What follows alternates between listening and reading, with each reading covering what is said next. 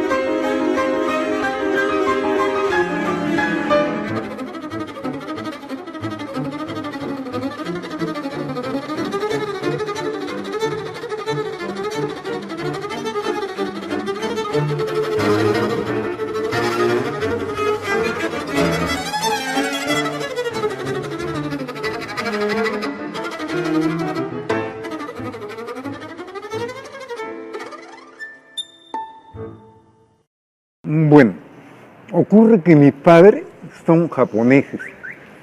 Ellos son de la isla de Okinawa. Mi padre llegó más o menos en 1923, más o menos a los 21 años, ¿no? Y tuvo una gran trayectoria, ¿no? Básicamente en Barrios Altos tuvo una bodega y aquí en Lima, en el Jirón Huancavelica, tuvo una cafetería. Mi madre, también japonesa, llegó en el año 35, ¿no? En todo caso, ella era mucho más joven, ¿no? Y se casaron por más o menos del año 38 o 39, ¿no? Digamos que mi infancia fue tranquila, no perturbada, como la de cualquier muchacho de colegio, ¿no? Estudié aquí en el colegio de Malambito, como también la secundaria en el colegio Melitón Carvajal. Yo tengo muchos grandes recuerdos del Melitón Carvajal, porque allí fue donde me inicié en la lectura de libros, ¿no? Por ejemplo, el primer libro que leí fue Corazón de Edmundo de Amichis y fue para un curso de lenguaje en el primer año de secundaria. En este colegio Melitón Carvajal tuve grandes maestros, ¿no? Que después los encontré en la universidad. El profesor Franco, el profesor Matías Atunca, el profesor Ponmuso, que llegó a ser rector de San Marcos, y así sucesivamente. Fue una fructífera labor la que hicieron nuestros maestros con nosotros, ¿no? Digamos que también por aquella época, ya hacia el año 61, 62, empecé a vincularme con algunos artistas y algunos trabajadores del arte, ¿no? Y así fue como en el colegio colaborábamos con un periódico mural que se llamaba El Dinámico. De todas maneras, toda esta forma parte de mi trayectoria y digamos que fueron años fructíferos que me ayudaron a forjar, digamos, una juventud bastante presurosa, ¿no? No siempre, digamos, uno empieza a escribir de manera profesional, sino uno lo hace por afición. Las primeras cosas que yo escribía eran poemas de tipo amoroso o poemas de tipo calendario escolar. Fue así como me inicié en la literatura y de eso cuando ya tenía unos 13 o 14 años y estudiaba en la gran unidad escolar Melitón Carvajal. Pues bien, a partir de ahí y de esa experiencia fui escribiendo inagotablemente hasta los 17 años. A los 17 años, ¿no?, empecé a preguntarme qué es lo que estoy haciendo, para qué lo hago, a dónde me está llevando esto, que justamente coincidió con mi término del colegio secundario y prepararme para la universidad.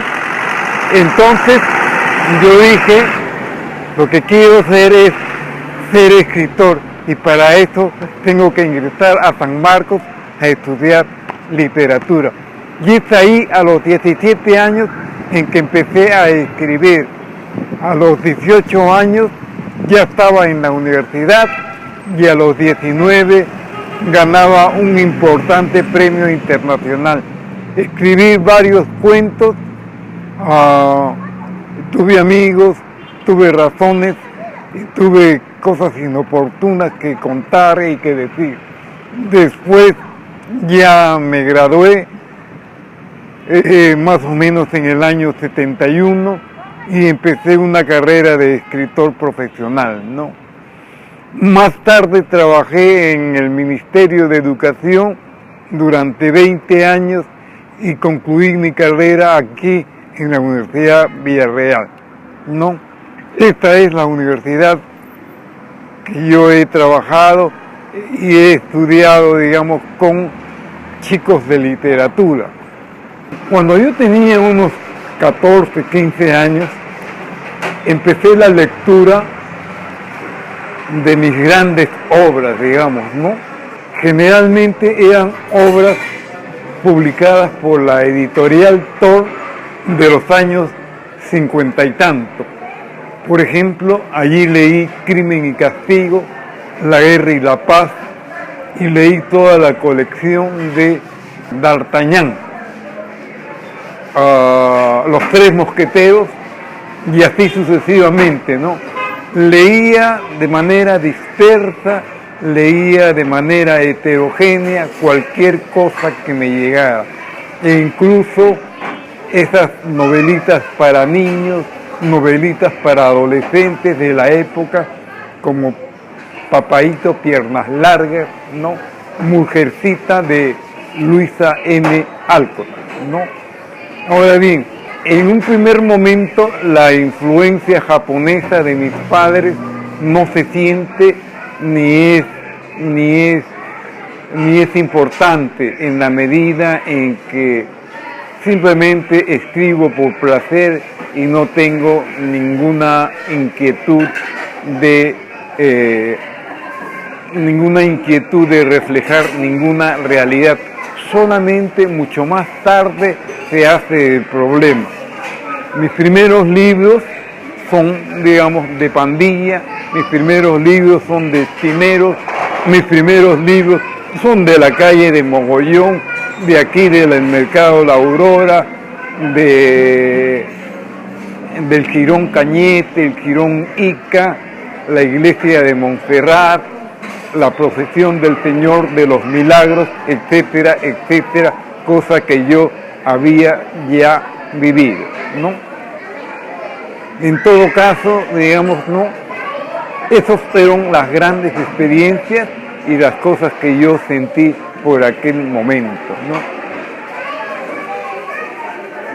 La influencia japonesa fue mucho más tarde y más intensa, más fuerte y más definitiva, pero esto ya lo contaré en un segundo momento. Yo trabajé aquí en la Villarreal desde los años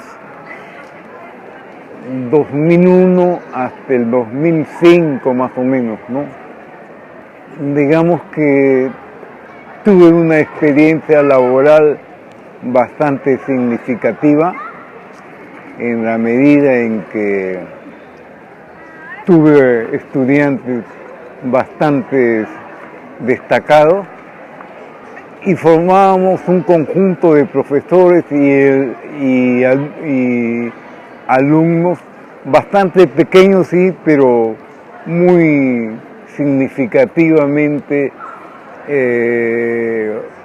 diestros en el manejo de los cursos y en los manejos de la interpretación de los textos, ¿no?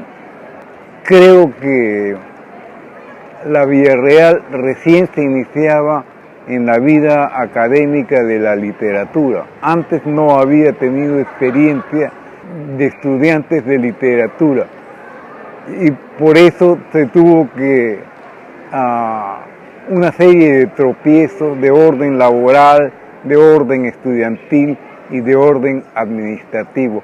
Hoy todo eso se ha solucionado y paulatinamente ingresamos a una etapa ya de consolidación, ¿no?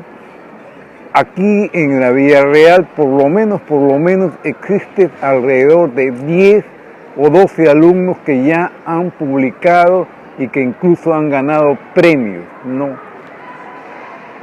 Como por ejemplo Alessandra Tenorio y otros tantos compañeros de ustedes, ¿no? Como les digo, no tuve mayores problemas en el desempeño de los cursos. Yo enseñaba los cursos de literatura española, ¿no? Y los cursos de literatura peruana. Y tuve pues destacados y excelentes alumnos, ¿no? Ahora bien, una anécdota bastante curiosa que ocurrió en mi vida de escritor es que, por ejemplo, varias veces yo he viajado a provincias, ¿no? Por ejemplo, una época estuve en Huancavelica, ¿no? De incógnito, de turista, ¿no? Y de pronto me metí a una pequeña bodega a tomar una gaseosa, ¿no? Estaba despachando, me reconoce y me pregunta si yo soy el escritor Augusto Higa. Yo le digo que sí, ¿no? Y le pregunto, ¿cómo es que me ha reconocido? Es que yo he trabajado en el INC, me dijo, ¿no? Y conozco su obra, ¿no? Y aparte que la he leído. Y así estuvimos conversando cerca de 3 horas. Desde Argueda, desde los indigenistas, y así sucesivamente, ¿no? Era un gran amigo que más tarde, después ya lo he visto en alguna oportunidad, pero fue una anécdota así, digamos, imprevista, ¿no? Porque yo jamás hubiese, digamos, imaginado que me reconocieran, por ejemplo, en Huancavelica. Y otra anécdota que me ocurrió es que, digamos, cuando salió mi primer libro de cuentos, Que te coma el tigre, ¿no? Se hicieron reportajes en distintos diarios, ¿no? El Comercio, La República, La Prensa, etcétera, etcétera, ¿no? Un día estaba yo, pues, caminando en una calle y de pronto, pues, había un basural. Y entre los basurales, ¿no? Encima de los tallarines encuentro mi foto y el texto que me habían producido en en la República era. Bueno, estas son las anécdotas más o menos que me han ocurrido en mi vida de escritor. No son muy edificantes, pero en todo caso pueden ser graciosas. Yo me considero un hombre de barrio, un hombre feliz y de barrio, ¿no? No solamente, digamos, circunstancialmente, sino espiritualmente, ¿no? Y a través del barrio he querido, digamos, buscar, ¿no?, la esencia de estos muchachos, la esencia de la existencia y los secretos de la vida. Eso es lo que yo he pretendido. Lo que ha salido probablemente sea otra cosa y a lo mejor sea insuficiente. En todo caso, esa ha sido mi pretensión, ¿no? De dar una imagen del barrio, una imagen de los chicos de barrio, de los problemas marginales, de los problemas de subalternidad. Bueno, el Grupo Narración fue, antes que Grupo Narración, fue una revista que fundó Osvaldo Reynoso y Miguel Gutiérrez en el año 65, o 66, para ser más exactos, ¿no? Y tuvo 3 números, la del 66, la del 73 y la del 75, ¿no?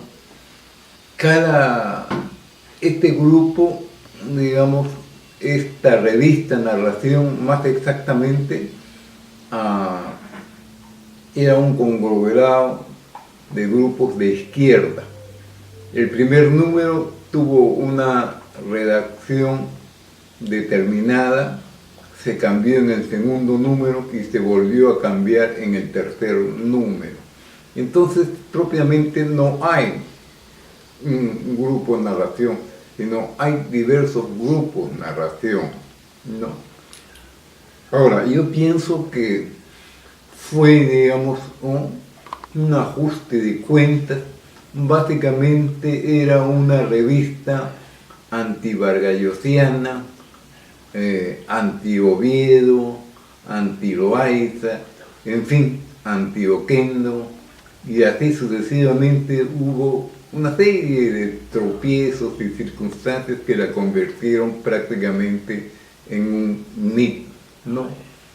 Era prácticamente, cada vez que salía la revista Narración, era una especie de críticas, confrontaciones, una especie de cochebomba dentro de la República de las Letras, ¿no? Sin embargo, cada uno tuvo su actuación posterior. Reynoso publicó las novelas que se les conoce. El más ambicioso fue Miguel Gutiérrez, que escribió las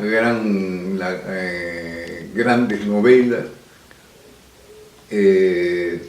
Por otro lado, Gregorio Martínez. Por otro lado, Roberto Reyes Tarazona. Por otro lado, Maldonado, Nilo Espinosa, Félix Toshihiko Arakaki, etcétera, etcétera, ¿no? Y dentro de ellos, pues yo permanecí en el segundo número en el año 73 y tuve pues una incidental, digamos, participación en narración, ¿no? La mayor parte de mi vida la pasé en La Victoria. Más o menos llegué a La Victoria en el año 58 o 59 y viví en La Victoria hasta el año 1990. Allí tuve mis primeros inicios literarios. En cuanto a los escritores peruanos que han influenciado en mí, básicamente creo que son 3, ¿no? Mario Vargas Llosa, Julio Ramón Ribeiro y Osvaldo Reynoso. Osvaldo Reynoso me dio la patota, los muchachos, la jerga, el lenguaje popular. Vargas Llosa me dio la estructura, el saber construir, el saber, el armar el cuento o la novela, y fundamentalmente Ribeiro me dio esa capacidad de la belleza, esa capacidad para escribir entre líneas y líneas adjetivos, sustantivos y nutrirse de una belleza inmaculada. En cuanto a los personajes que yo he escogido para mis obras, son personajes suburbanos, es decir, personajes marginales, pandillas, patotas, maleantes, delincuentes, prostitutas. Ese mundo más o menos me lo perfiló Osvaldo Reynoso, pero yo le di otro sentido, otra connotación. Y considero que este espacio suburbano juega un rol preponderante, porque casi nunca he salido de estos personajes ni de los problemas que generan estos personajes, ¿no? Digamos, conflictos internos, conflictos de pandillaje, conflictos delincuenciales, conflictos de identidad que más o menos forman la base popular de los barrios de Lima, ¿no? Tanto el Rima como la Victoria, como Breña, como el Agustino, ¿no? Tienen una base popular, y esa base popular es la que yo he querido transmitir, reflexionar, imaginar, atrapar. Saber matar, saber morir, tanto como final del porvenir y como buena parte de la obra que yo he escrito, o sea, sobre todo la parte cuentística, está ubicado en La Victoria. La Victoria para mí es el barrio en donde yo he vivido a lo largo de casi 30 años. Y yo solamente puedo escribir sobre lugares, sobre personas, sobre situaciones que yo conozco. Y una de las cosas que yo más conozco es La Victoria. Por eso es que casi nunca me alejo de La Victoria, ¿no? He conocido sus gentes, he conocido, digamos, sus victorias, he conocido derrotas, amargas derrotas, he conocido triunfos, y también aquí en este parque de La Victoria he caminado, he andado, he jugado, he estudiado, en fin, hice tantas cosas aquí en La Victoria, y es por eso que aquí en La Victoria ubico mis personajes principales. Algunos críticos, algunas personas, algunos amigos me han preguntado por qué es que la locura es parte integral de la iluminación de Kazuo Nakamatsu, ¿no? Sí, efectivamente, forma parte, digamos, ¿no? Vivimos una realidad agitada, conflictiva, contradictoria, que es una constante paradoja. Y esa realidad nos alucina, esa realidad nos vuelve locos, nos enajena, nos va carcomiendo. Ahora, ¿por qué es así y por qué en otros no? Yo no lo sabría decir. Digamos que la locura en mis personajes es una situación en las cuales ellos terminan para crearse una conciencia de sí mismos, ¿no? Vivimos en un mundo enajenado, vivimos en un mundo ilógico, un mundo paradojal, un mundo contradictorio, un mundo lleno de incertidumbres, y es por eso que mis personajes terminan locos, pero esa locura es una conciencia de sí mismo, ¿no? Para hallarse, para encontrarse en este mundo, ¿no? Esto es lo que yo le podría responder, ¿no? Pero lo que yo les estoy respondiendo quizás no sea en última instancia la respuesta final, pero en todo caso es mi respuesta, ¿no? La iluminación de Kazuo Nakamatsu está dedicado a mi esposa, ¿no? Neri Romero Rojas. Y esto porque a lo largo de muchos años me apoyó constantemente con su afecto y con su cariño, ¿no? Ha sido una devota lectora de mis obras, ¿no? Y ha sido el nervio dorsal, digamos, en la cual yo me he encontrado a gusto como para escribir. Sin ella no hubiese escrito las obras que escribí y sin ella creo que no sabría qué cosa hacer, digamos, en esta circunstancia, en este mundo y en esta realidad tan caótica, ¿no? Que te come el tigre, ¿no? Es una canción muy popular en los años 60 o 70, me parece, ¿no? En realidad era: lo que tú quieres es que me come el tigre, que me coma el tigre, ¿no? A mí me pareció extraña, rítmica y movida la canción, pero quien le puso que te come el tigre fue el caratulista Lorenzo Ozores, ¿no? Como él tenía que dar el título, lo que tú quieres que te come el tigre, que te come el tigre, es muy largo. Y entonces él me dijo: no, redúcele a que te come el tigre, y ahí sucedió, y ahí ha pegado, ¿no? Y es un libro que en realidad me ha suscitado mucha simpatía entre los lectores, ¿no?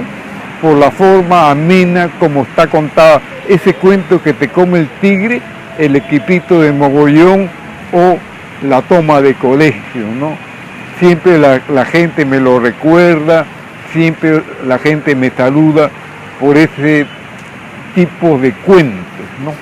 Yo considero que, digamos, evidentemente por la cantidad, digamos, de libros impresos, ¿no? Por la cantidad de reediciones, mi obra más importante es La iluminación de Kazuo Nakamatsu, evidentemente, ¿no? Yo no sé por qué motivo, razón o circunstancias, esta obra ha calado hondo, digamos, entre los críticos y entre los lectores, ¿no?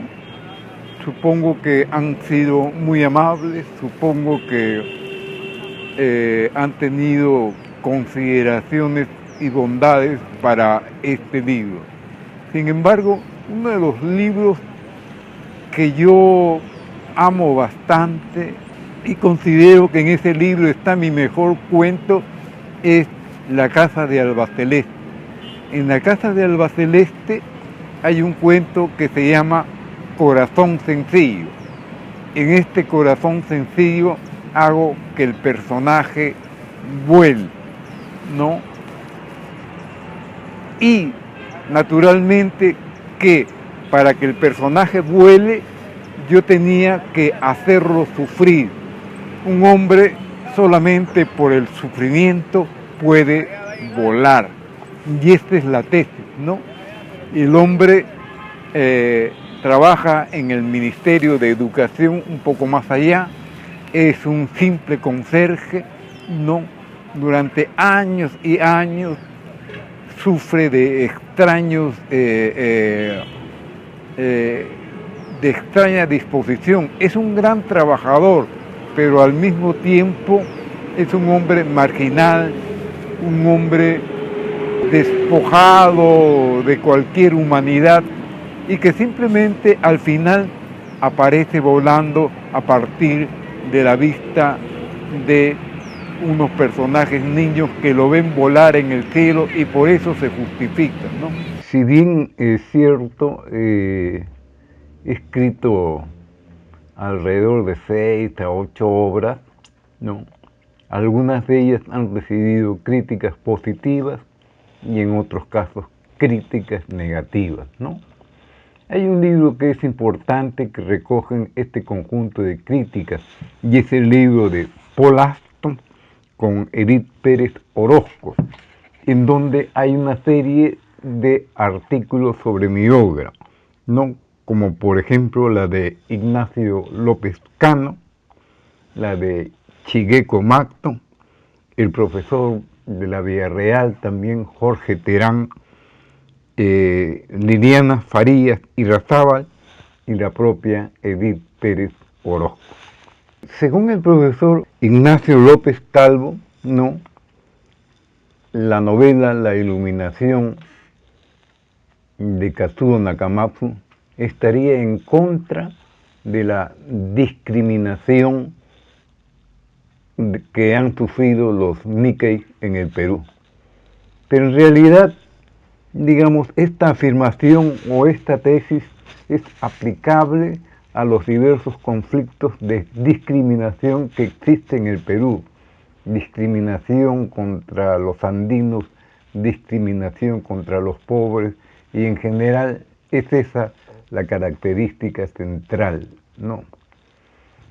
Nakamatsu es un hombre que, digamos, se va desnudando a lo largo de la obra y pasa por infinitas etapas, ¿no? Una serie de etapas, ¿no?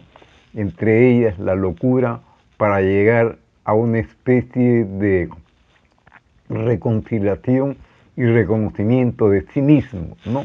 Y esto significa que, digamos, él se encuentra a sí mismo, pero se encuentra que es maltratado, encuentra que solamente en estas condiciones él puede vivir y quizás hasta se atreva a ser feliz.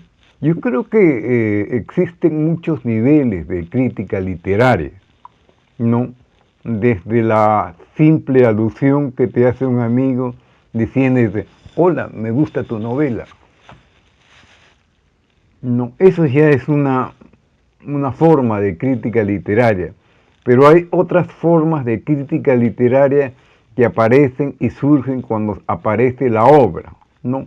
Son las notas periodísticas, los comentarios en revistas, etcétera, etcétera.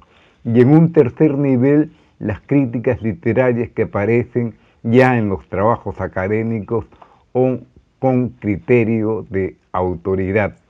Me parece que estas últimas son las más responsables en la medida en que han sido hechas a partir de un profundo estudio de la obra. Son las más importantes, son las más decisivas y son las que a la larga acarrean, digamos, de la aceptación de un escritor, ¿no? Digamos, su valía o su discutibilidad, ¿no? En todo caso, digamos, ¿no? Existen demasiados niveles de comentarios y de críticas literarias, ¿no? A veces las más honradas son las que te dicen los amigos, a veces son tendenciosas las publicaciones en los periódicos y a veces caes en el olvido y en la absoluta indiferencia. Ahora, una novela en general no tiene, digamos, como objetivo cuestionar, digamos, no la identidad de un personaje, de un pueblo, de un conglomerado, de un barrio, de un conglomerado de personas, sino por el contrario, en mi criterio, tiene la función de buscar esa identidad. ¿Qué es lo que pasa con Kazuo Nakamatsu? ¿Qué es lo que pasa con la comunidad Nisei o Nikkei? ¿Qué es hacia dónde queremos ir como sociedad? O sea, en ese sentido es más constructiva que destructiva, ¿no? Buscamos que afianzar la nacionalidad, buscamos que afianzar la identidad del pueblo peruano tan compleja, tan diversa y tan rica, ¿no? Digamos, a mí me ha tocado como objetivo trabajar un sector de la realidad. Otros trabajan con literatura fantástica, literatura infantil, literatura juvenil, literatura realista, obras totales, etcétera, etcétera. Y cada uno hace su parte.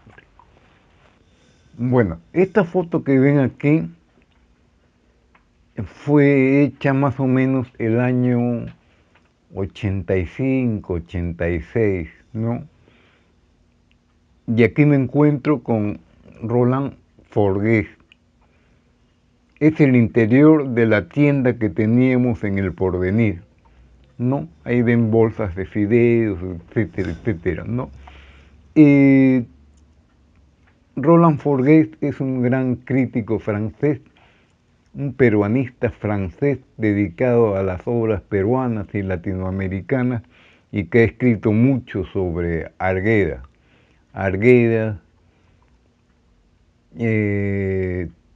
a mí me entrevistó para una colección de entrevista que se llamaba Palabra Viva y que fue publicada por la editorial o la librería Studium, ¿no? En 3 tomos, una a poetas, otros a narradores y otros a hombres de teatro, dramaturgos, ¿no? Más o menos, ¿no? La foto es del año 85, 86. Bueno, efectivamente hay jóvenes escritores, ¿no? Que no tienen el apoyo familiar, no tienen el apoyo estatal, no tienen el apoyo de la universidad. Efectivamente, la tarea del escritor es una lucha realmente solitaria, ¿no? Y el que quiere escribir tiene que imponerse íntimamente, ¿no? Tratar de enfrentar todos los peligros, tratar de enfrentar todas las pausas, tratar de vencer las resistencias críticas, tratar de vencer las resistencias editoriales. Se va a encontrar con muchos problemas, pero al final creo que la satisfacción que uno encuentra es algo mayor, digamos, que un empleo, algo mayor que tener dinero, algo mayor que ser reconocido profesionalmente, ¿no? Es la satisfacción de haber concluido y terminado una obra, una novela, un cuento, un poemario, una obra de teatro. Actualmente estoy trabajando en una tesis sobre Ribeiro, ¿no? Digamos que es mi tesis de maestría. La empecé hace unos 10 años e invertí, digamos, mucho material y mucho dinero para tratar de sacarlo. En este momento ya de nada me sirve en cuanto maestría, ¿no? Sin embargo, lo hago con mucho cariño, con mucha dedicación y con mucho esfuerzo, ¿no? Yo escribo a mano, estos son los originales, este es el capítulo 6 y del capítulo 6 debo tener alrededor de 20 páginas, ¿no? Este es ya el borrador terminado, pero el limpio terminado, y estos son los borradores. Los borradores alcanzan unas 20 páginas, ¿no? Y yo lo voy reduciendo aquí, ¿no? Este es el 6º capítulo, ¿no? El 6º capítulo que ya lo estoy concluyendo. Sin embargo, el capítulo 5 lo terminé el 16 de agosto, el capítulo 4 lo terminé el 28 de junio, y este que más o menos lo habré terminado en abril, mientras los otros 3 están en la computadora. No, este es lo último que estoy haciendo. Esta es la obra terminada y estos son los originales, ¿no? Tiene, digamos, alrededor de 8 capítulos. Estos son los originales y esta es la obra terminada, ¿verdad?